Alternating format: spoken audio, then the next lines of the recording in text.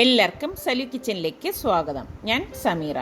ഇന്നൊരു അടിപൊളി വെറൈറ്റിയും ഹെൽത്തിയുമായിട്ടുള്ള പുഡിംഗ് റെസിപ്പിയും അതുപോലെ തന്നെ വീട്ടിലെ കുറച്ച് വിശേഷങ്ങളും ഗിവ് അവേ വിശേഷങ്ങളും ഒക്കെ ഉൾപ്പെടുത്തിയ ഒരു എപ്പിസോഡാണ്. പിന്നെ ഒരു സന്തോഷ കാര്യമുണ്ട്, പുതിയൊരു 6 കിഡിലൻ ഗിവ് അവേ വന്നിട്ടുണ്ട്. അപ്പോൾ അതിൻ്റെ വിശേഷങ്ങൾ വരുന്ന വീഡിയോകളിൽ ഉൾപ്പെടുത്തുന്നതാണ്.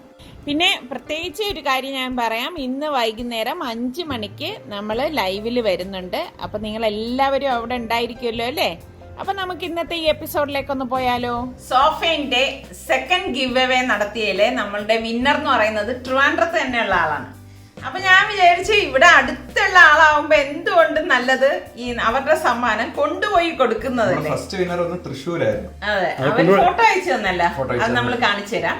അപ്പൊ വിചാരിച്ച് ഇവരെ കൊണ്ടുപോയി കൊടുക്കാം. ഇത് സർപ്രൈസ് ഒന്നും അല്ല കേട്ടോ, ഞാൻ വിളിച്ചിട്ടുണ്ടായിരുന്നു. അപ്പൊ അവരുടെയും ആ ഒരു സൗകര്യം അനുസരിച്ച് നമ്മളുടെയും കൂടി സൗകര്യം അനുസരിച്ചാണ് ഇപ്പൊ ഞങ്ങൾ ഇതേ പോവാനായിട്ട് പോവാണ്. ഇപ്പൊ സമയം വൈകുന്നേരം 6:30 മണിയാണ്. കാരണം ഞങ്ങൾക്ക് നല്ല തിരക്കുള്ള ദിവസമായിരുന്നു, സൈറ്റിൽ വർക്ക് നടക്കുന്നതാണ്. അപ്പൊ അന്ന് ഫ്രഷ് ആയിട്ടാണ് ഇപ്പൊ ഞങ്ങൾ ഇതേ ഇറങ്ങുന്നത്. അപ്പൊ ഇനി അവിടെ ചെന്നിട്ട് ബാക്കി കാര്യം. ഞങ്ങൾ അങ്ങോട്ട് തിരിക്കുവാണ്. ചായക്കടയിലുണ്ട്, ജോലിയൊക്കെ കഴിഞ്ഞ് തിരക്കോടെ തിരക്ക്. ഇലക്ഷന്റെ ആ തിരക്കായിരിക്കും. നാളെ അവധിയല്ലേ, അതുകൊണ്ടാണ് ഈ തിരക്ക് റോഡിൽ.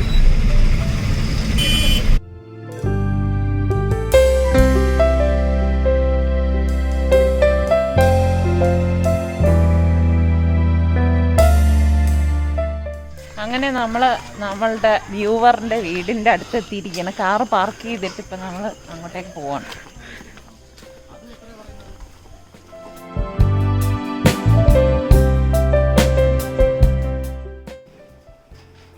അപ്പോൾ ആദ്യം തന്നെ ഞാൻ നമ്മളുടെ വിന്നർ ബബിതയ്ക്ക് സൊഫൈൻ നൽകുന്ന ഗിഫ്റ്റ് കൊടുക്കുകയാണ്.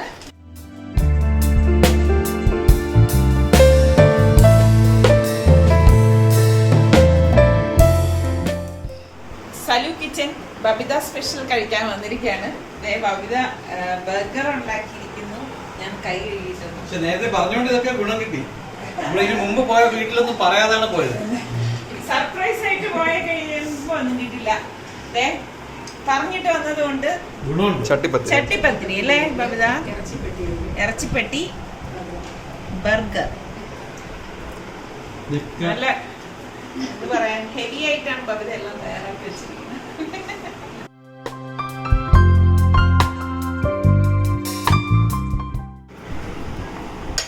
കാപ്പി കുടിച്ചു കഴിഞ്ഞപ്പോഴേക്ക് ചട്ടിപ്പത്തിരി കഴിച്ചപ്പോ നിസാർക്കൊക്കെ കുറച്ച് എരിക്കുന്നു എന്ന് പറഞ്ഞു. എരിവ് വന്നതുകൊണ്ട് അടുത്തത് ജ്യൂസ്. നല്ല ഭംഗിയുണ്ട് കാണാൻ കേട്ടോ, നല്ല കളർ വാട്ടർമെലൺ.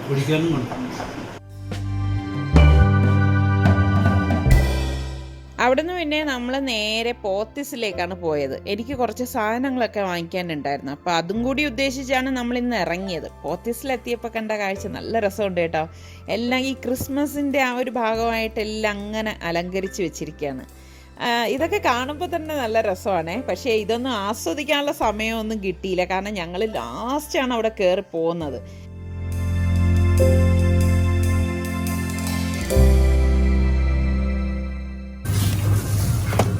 നമ്മൾ ഉണ്ടാക്കിയത് തലശ്ശേരി കോഴിക്കറി മസാല. ഇത് പോത്തീസിലാണ് കേട്ടോ. എല്ലാ കാറും പോയി, നമ്മുടെ കാർ മാത്രമേ ഉള്ളൂ.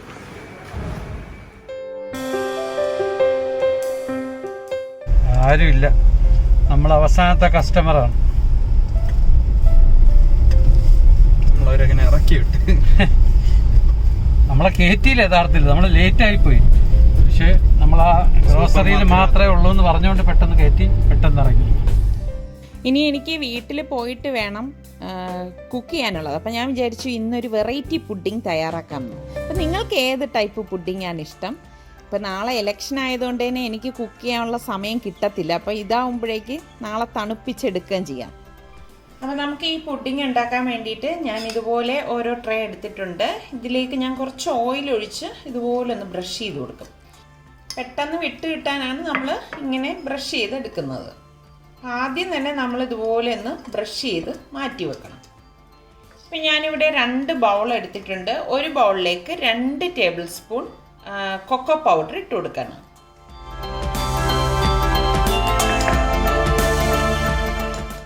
മറ്റേ ബൗളിലേക്ക് ഞാൻ 2 ടേബിൾ സ്പൂൺ കസ്റ്റാർഡ് പൗഡറും കൂടി ഇട്ട് കൊടുക്കണം. ഇനി ഞാൻ ഇതിലേക്ക് കുറച്ച് പാലൊഴിച്ചൊന്ന് മിക്സ് ചെയ്ത് കൊടുക്കുകയാണ്. തണുത്ത പാലാണ് ഞാനിവിടെ എടുത്തിരിക്കുന്നത് കേട്ടോ. ഞാൻ മെഷർ ചെയ്ത് 2 ടേബിൾ സ്പൂണാണ് കൊക്കോ പൗഡർ എടുത്തിരിക്കുന്നത്. അതിൽ കൂടുതൽ ആവശ്യമില്ല കേട്ടോ, ഇത്രയും മതിയാകും. ഇനി ഇതുപോലെ തന്നെ തണുത്ത പാൽ ഈ കസ്റ്റാർഡ് പൗഡറിലേക്ക് ഒഴിച്ചിട്ട് അതും ഒന്ന് മിക്സ് ചെയ്ത് കൊടുക്കാം. കട്ടയില്ലാതെ മിക്സ് ചെയ്തെടുക്കണേ, ഇത്രയും മതിയാകും. ഇപ്പോൾ 2 ഞാനിവിടെ മിക്സ് ചെയ്തെടുത്തിട്ടുണ്ട്. ഇനി നമുക്കിതെങ്ങനെയാണ് റെഡിയാക്കുന്നതെന്ന് നോക്കാം. ഒരു പാൻ അടുപ്പത്തേക്ക് വെച്ചിട്ട് ഞാനിവിടെ 1/2 ലിറ്റർ നല്ല കട്ടിയുള്ള പാലെടുത്തിട്ടുണ്ട്. ഈ പാൽ ഇതിലേക്ക് ഒഴിച്ചു കൊടുക്കാം. ഇതിലേക്ക് ഞാൻ 200 ഗ്രാമിൻ്റെ കണ്ടൻസ്ഡ് മിൽക്ക് എടുത്തിട്ടുണ്ട്. അതും കൂടി ഒഴിച്ചിട്ട് നന്നായിട്ടൊന്ന് ഇളക്കി കൊടുക്കാം. ഇപ്പോൾ ഇത് ഒന്ന് തിള വരാറായിട്ടുണ്ട്. ഞാനിതുപോലെ ഹാൻഡ് വിസ്ക് കൊണ്ട് നന്നായിട്ട് ഇളക്കി കൊടുത്തുകൊണ്ടിരിക്കുകയാണ്. അല്ലെങ്കിൽ എന്താണെന്ന് വെച്ചാൽ കണ്ടൻസ്ഡ് മിൽക്ക് ചേർത്തതുകൊണ്ട് തന്നെ ഇത് അടുക്കി പിടിക്കാൻ സാധ്യത കൂടുതലാണ്. പിന്നെ ഞാനിവിടെ ഫ്രഷ് ക്രീം എടുത്തിട്ടുണ്ട്. 250 ml പാക്കറ്റാണ് എടുത്തിരിക്കുന്നത്. അതിൽ പകുതി ഫ്രഷ് ക്രീം നമ്മളിതിലേക്ക് ഒഴിച്ചു കൊടുക്കും. നന്നായിട്ട് ഇളക്കി കൊടുക്കണം. അല്ലെങ്കിൽ എന്തെന്ന് വെച്ചാൽ ഇത് അടുക്കി പിടിക്കും. അപ്പോൾ അതുകൊണ്ട് തന്നെ നമ്മൾ ഈ ഫ്രഷ് ക്രീം ഇട്ടിട്ട് നല്ലതുപോലെ എല്ലാം ചേർത്തൊന്ന് ഇളക്കി കൊടുക്കണം. ഇതിപ്പോൾ ഓൾറെഡി ഇതിൻ്റെ പകുതി ഞാൻ മറ്റൊരു കുക്കിങ്ങിനായിട്ട് എടുത്തിട്ടുള്ളതാണ്. അപ്പം ഇതിലിപ്പോൾ നമ്മൾ 1/2 ലിറ്റർ പാലല്ലേ ചേർത്തത്, അതുകൊണ്ട് തന്നെ 1/2 പാക്കറ്റ് മതിയാവും കേട്ടോ ഇത്. ഇനി നമുക്കിതിലേക്ക് നമ്മൾ ഈ കലക്കി വെച്ചിരിക്കുന്ന ഈ കൊക്കോ പൗഡർ ഉണ്ടല്ലോ, അത് ഇതിലേക്ക് ഇട്ടിട്ട് ഇളക്കി കൊടുക്കാം. ഫ്ലെയിം ഒന്ന് കുറച്ച് വെച്ച് കൊടുക്കാം കേട്ടോ. ഈ ഒരു 1/2 ലിറ്ററിന് 2 ടേബിൾ സ്പൂൺ മാത്രമേ നിങ്ങൾ കൊക്കോ പൗഡർ ചേർക്കാവൂ. അതിൽ കൂടരുത്. കൂടിക്കഴിഞ്ഞാൽ ഒരു കയ്പും ഒരു കവർപ്പും ഉണ്ടാവും കേട്ടോ. അതുപോലെ നന്നായിട്ടൊന്ന് ഇളക്കി മിക്സ് ചെയ്യണം. ഫ്ലെയിം ഒന്ന് കുറച്ച് വെച്ച് നമ്മൾ ഇടയ്ക്കിടയ്ക്ക് ഇതുപോലെ വിസ്ക് കൊണ്ട് ഇളക്കി കൊടുത്ത് ചെറുതായിട്ട് ഇതൊന്ന് കുറുകണം. അപ്പോൾ ഇതിവിടെ ഇരുന്ന് റെഡിയാവുന്ന നേരം കൊണ്ട് നമുക്കൊരു കാര്യം കൂടി തയ്യാറാക്കാനുണ്ട്. പിന്നെ നമുക്ക് വേണ്ടത് ഓട്സ് ആണ്. ഞാനിവിടെ 4 ടേബിൾ സ്പൂൺ ഓട്സ് ഒരു ബൗളിലേക്ക് ഇട്ട് കൊടുക്കണം.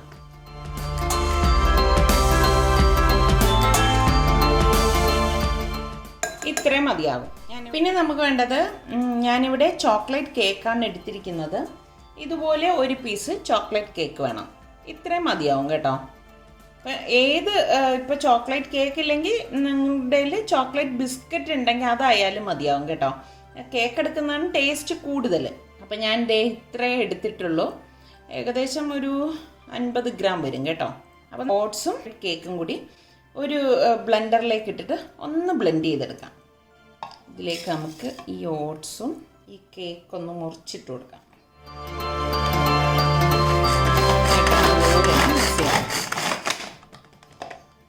കണ്ടോ, ഇതുപോലെയാണ് റെഡിയാക്കി എടുക്കാനുള്ളത്. അപ്പം നിങ്ങൾക്ക് നോക്കുമ്പോൾ അറിയാം, ശരിക്കും ആ ഒരു ഓട്സ് ഇങ്ങനെ ചെറുതായിട്ടൊന്ന് ക്രഷായി വന്നിട്ടുണ്ട്. കണ്ടോ, ഈ ഒരു പരുവത്തിൽ വേണം വരാനുള്ളത്. ഇത് നമുക്ക് മാറ്റി വെക്കാം.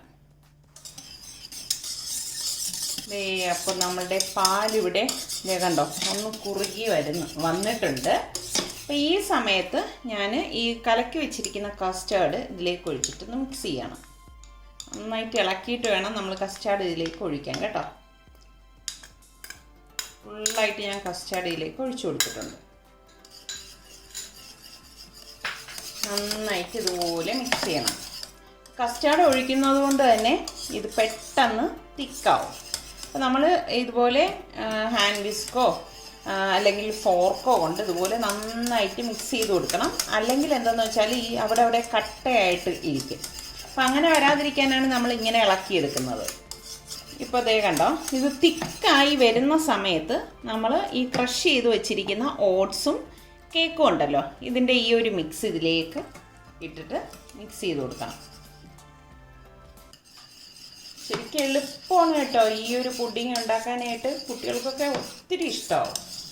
നല്ല ഒരു ടേസ്റ്റാണ് കേട്ടോ. പക്ഷേ ഇത് നല്ല തണുപ്പിച്ചിട്ട് തന്നെ കഴിക്കേണ്ട പുഡിങ്ങാണ് കേട്ടോ. ഇതിവിടെ തിക്കായി വരുന്നുണ്ട്. ഇത്രയും മതിയാകും, ഒരുപാട് തിക്കാവേണ്ട ആവശ്യമില്ല. ഈ ഒരു കൺസിസ്റ്റൻസി മതി. ഞാൻ കാണിച്ചു തരാം. കണ്ടോ, ഈ ഒരു പരുവം. ഇനി നമുക്ക് എണ്ണ പുരട്ടി വെച്ചിരിക്കുന്ന ആ ഡിഷിലേക്ക് ഇത് ഒഴിച്ചു കൊടുക്കാം. നമുക്ക് ഒഴിക്കുന്നതിന് മുമ്പ് ഇതുപോലെ ഒന്ന് ഇളക്കി കൊടുത്തിട്ട് വേണം ഒഴിച്ചു കൊടുക്കാനുള്ളത്. ചൂടോടുകൂടി തന്നെ നമ്മൾ ഒഴിച്ചു കൊടുക്കണം കേട്ടോ. അപ്പോൾ ഞാനിവിടെ ദേ പുഡിംഗ് എല്ലാം ഇതുപോലത്തെ ട്രെയിൽ ഒഴിച്ചു വെച്ചിട്ടുണ്ട്. ഇതിനി ഒന്ന് തണുത്ത ശേഷം നമുക്ക് ഫ്രിഡ്ജിലേക്ക് മാറ്റാം സെറ്റാവാനായിട്ട്. ഫ്രിഡ്ജിൽ വെച്ച് നന്നായിട്ട് തണുപ്പിച്ചതിന് ശേഷം മാത്രമേ നമ്മളിത് പുറത്തെടുക്കാവൂ. എങ്കിൽ മാത്രമേ നല്ല ടേസ്റ്റ് ഉണ്ടാവൂ ഇത് കഴിക്കുമ്പോൾ കേട്ടോ. വളരെ മനോഹരമായിട്ടുള്ള 6:05 നമ്മളുടെ ഇന്നത്തെ പ്രഭാതമാണ് ഈ കാണുന്നത്. ഇതേ പ്രഭാതം തന്നെ 6:20 ഉള്ള മാറ്റം കണ്ടോ. ശരിക്കും എന്തൊരു ഭംഗിയാണെന്നറിയാവോ, ആകാശത്തെ കീറിമുറിച്ച് വരുന്ന സൂര്യപ്രകാശം കണ്ടോ. ഞാൻ ഈ പുഡിങ് ഫ്രിഡ്ജിൽ വെച്ച് നന്നായിട്ട് തണുപ്പിച്ചെടുത്തുകൊണ്ട് വന്നിരിക്കുന്നതാണ്. നമ്മൾ ഫ്രീസറിലൊന്നും വെക്കരുത്, ഫ്രിഡ്ജിൽ തന്നെ വെച്ചിട്ട് എടുത്താൽ മതി കേട്ടോ. ഞാൻ ഇനി ഇത് ഈ ഒരു പ്ലേറ്റിലേക്ക് മാറ്റാൻ പോവാണ്.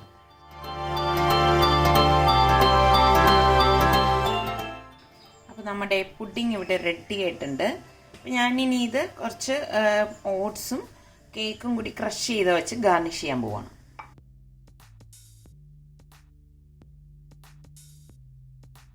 വളരെ പെട്ടെന്ന് തന്നെ തയ്യാറാക്കിയെടുക്കാൻ പറ്റുന്ന ചോക്ലേറ്റ് ഓട്സ് പുഡിങ് ഇവിടെ റെഡി ആയിട്ടുണ്ട്. അപ്പോൾ ട്രൈ ചെയ്യാത്തവർ ഈ രീതിയിലൊന്ന് ട്രൈ ചെയ്ത് നോക്കണം. കുട്ടികൾക്കൊക്കെ എന്തായാലും ഇഷ്ടപ്പെടും. അപ്പോൾ ഇനി നമുക്ക് അടുത്ത നല്ല റെസിപ്പിയോ വ്ളോഗോ ആയിട്ടൊക്കെ വരുന്നത് വരെ എല്ലാവർക്കും ബൈ. ഇപ്പോൾ സമയം 7:10. 7 മണി മുതലാണ് വോട്ടിംഗ് തുടങ്ങുന്നതെന്നാണ് പറഞ്ഞിരിക്കുന്നത്. ഇപ്പം ഞങ്ങൾ വോട്ട് ചെയ്യാനായിട്ട് പോവാണ്. സൽമാന് ഞങ്ങളും 2 സ്ഥലത്താണ് കേട്ടോ. ഞാൻ നിസാറയ്ക്കായും ഒരിടത്തും, സൽമാൻ വേറൊരിടത്തുമാണ്. അപ്പോൾ കഴിഞ്ഞ വർഷം നമ്മളെല്ലാം ഒരുമിച്ചായിരുന്നു അല്ലേ? ഒരുമിച്ചായിരുന്നു.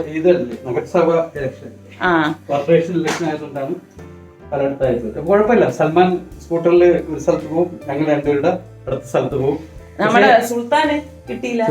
അവനെ അപേക്ഷിച്ചിട്ടുണ്ടായിരുന്നു, പക്ഷെ എനിക്കറിയില്ല എന്തെങ്കിലും കുഴപ്പം കൊണ്ടായിരിക്കും. പലർക്കും വോട്ടർ ലിസ്റ്റിൽ പേര് വന്നില്ല എന്നൊക്കെ പറയുന്നുണ്ട്. പക്ഷെ എനിവേ എല്ലാവരും വോട്ട് ചെയ്യുക, ഇത് നമ്മുടെ സമ്മതിദാവകാശമാണ്. നല്ലത് നേതൃത്വത്തെ തിരഞ്ഞെടുക്കാനുള്ള. ഓക്കെ, ആരും വിട്ടുപോയി. ഇപ്പം ഞങ്ങൾക്ക് കിട്ടിയിരിക്കുന്ന സ്കൂളിൻ്റെ അവിടെ പാർക്കിംഗ് കുറച്ച് ബുദ്ധിമുട്ടുണ്ടാവും. അതുകൊണ്ട് ഇപ്പം ഞങ്ങൾ ബൈക്കിലാണ് പോണത്.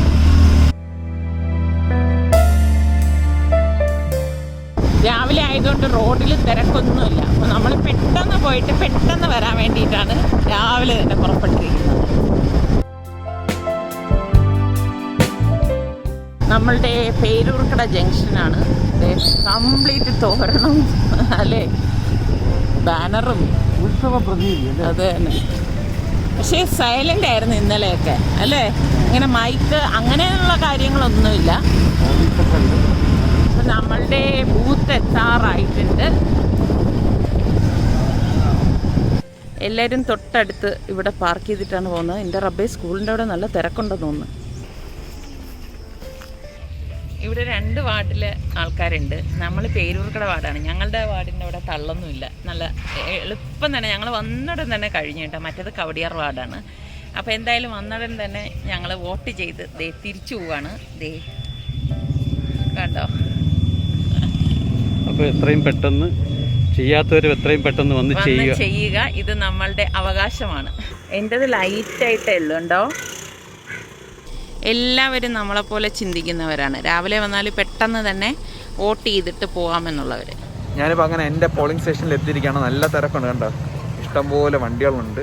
അപ്പോൾ ഇനി അകത്ത് നിന്നിട്ട് നോക്കാം. അകത്ത് വീഡിയോ പറ്റുമെന്ന് തോന്നുന്നില്ല. ഇനി വോട്ട് ചെയ്ത് തിരിച്ചു വന്ന ശേഷം നമുക്ക് കാര്യങ്ങൾ നോക്കാം.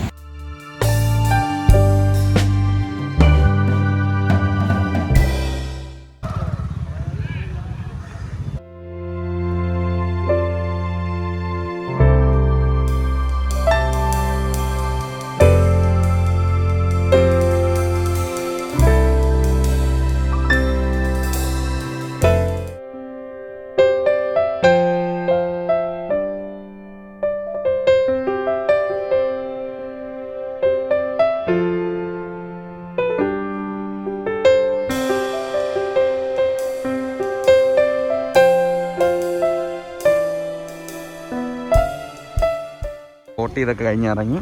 ഇതാ ഞാൻ വോട്ട് ചെയ്ത് കഴിഞ്ഞ് ഇറങ്ങിയിരിക്കുകയാണ്. അപ്പോൾ ഈ വോട്ടിംഗ് എന്ന് പറയുന്നത് നമ്മൾ പൗരന്മാരുടെ ഓരോരുത്തരുടെ അവകാശമാണ്, ഉത്തരവാദിത്തമാണ്. അപ്പം ആരും മടിച്ചിരിക്കാതെ ഇപ്രാവശ്യം നിങ്ങളെല്ലാവരും ഇവിടെ വന്ന് വോട്ട് ചെയ്യാൻ ശ്രമിക്കുക. നിങ്ങളുടെ എവിടെയാണോ നിങ്ങളുടെ പോളിംഗ് സ്റ്റേഷൻ അവിടെ പോയി നിങ്ങൾ വോട്ട് ചെയ്യാൻ ശ്രമിക്കുക. അനുയോജ്യമായ അവിടുത്തെ സ്ഥാനാർത്ഥി ആരാണോ അവർക്ക് നിങ്ങൾ വോട്ട് ചെയ്ത് വിജയിപ്പിക്കുക. ഓക്കെ.